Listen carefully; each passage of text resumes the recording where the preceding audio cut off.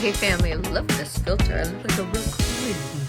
Well, let's talk about bosses then, shall we? Okay, well, let's talk about bosses.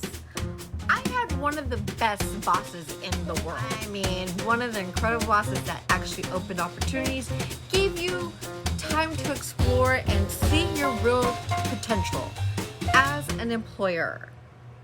So his name was Ted, and I loved Ted, and I also Toys R Us. I had the most incredible management team. She gave me limited opportunities, and I loved it because it gave me a chance to actually grow and experience my attention as an individual and my learning skills as well. So learning, I had to learn a little extra harder, and so I put a lot more time in things.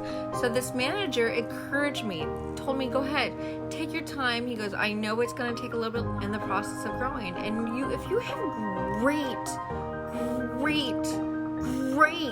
people who have, your strength and your courage and your back, you're going to have a great opportunity to explore. I wish I never left Toys R Us. Unfortunately, they went out of business, but I wish I left because they made me feel like it was a home. It was a place I could go back to, and I was never going to be judged.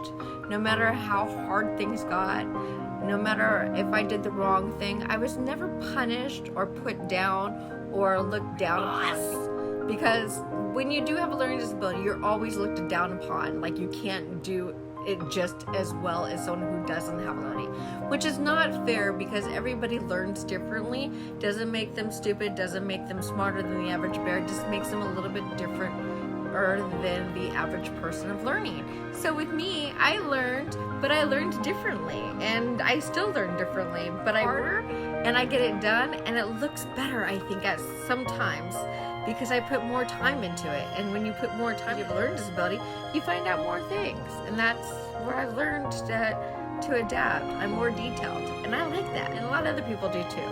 Well, what do you guys think? Who else has a learning disability or had a bad boss?